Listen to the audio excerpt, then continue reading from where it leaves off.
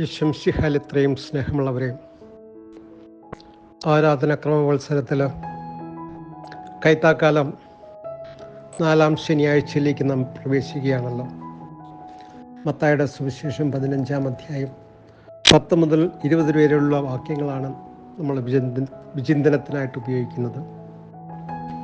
എൻ്റെ പിതാവ് അടാത്തതായ എല്ലാം പിഴുതെറിയപ്പെടും.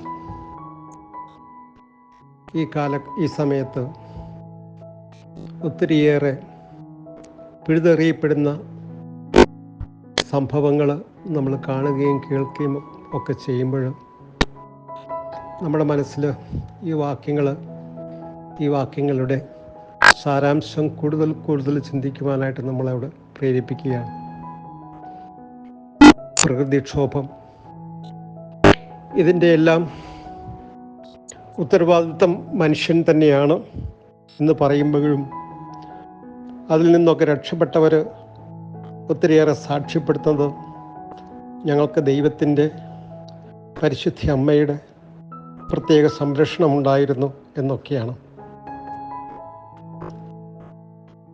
ഒത്തിരിയേറെ പേര് അകാലമൃത്യു വരിക്കുകയും ചിലരൊക്കെ അത്ഭുതകരമായി രക്ഷപ്പെടുകയും ചെയ്യും. ഈ അവസരത്തിൽ പിഴുതെറിയപ്പെടുന്നതിൻ്റെ ദൈവിക ചിന്തയെക്കുറിച്ച് നമുക്കിപ്പോഴും മനസ്സിലാക്കുവാനായിട്ട് ഒത്തിരി ബുദ്ധിമുട്ടുള്ളൊരു കാര്യമായിട്ട് അവശേഷിക്കുകയാണ്.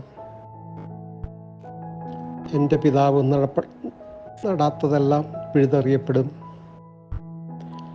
സുവിശേഷവാക്യം നമുക്ക് ഒത്തിരിയേറെ ധ്യാനത്തിനുള്ള വക നൽകുന്നുണ്ട്. സ്നേഹമുള്ളവരെ, ദൈവത്തിൽ ആശ്രയിച്ച് വിശ്വാസത്തിൽ രൂഢമൂലമായി ദൈവിക ചിന്തയിൽ മനസ്സ് നിറച്ച് ദൈവ ആശ്രയത്തോടുകൂടി ജീവിക്കുവാനായിട്ട് നമുക്ക് സാധിക്കട്ടെ. പുറമേ നിന്നുള്ള ഒന്നും നമ്മളെ അശുദ്ധനാക്കുവാനായിട്ട് സാധിക്കുകയില്ല. നമ്മുടെ ഉള്ളിൽ നിന്നുള്ളവർ ആണ് നമ്മളെ അശുദ്ധരാക്കുന്നത്. നല്ല ചിന്ത, സൽചിന്ത, സൽപ്രവർത്തികൾ, പരസഹായം, ഇവ കൊണ്ട് നമ്മുടെ മനസ്സും ശരീരവും ശുദ്ധമാക്കുവാനായിട്ട് നമുക്ക് പരിശ്രമിക്കാം. ഈ പുണ്യാളൻ്റെ തിരുനാളിനൊരുങ്ങുന്ന നമുക്ക് പുണ്യാളൻ്റെ പ്രത്യേക മാധ്യസ്ഥ്യം യാചിക്കുകയും ചെയ്യാം. ഈശോ നമ്മളെല്ലാവരെയും സമൃദ്ധമായി അനുഗ്രഹിക്കട്ടെ. ആമേൻ.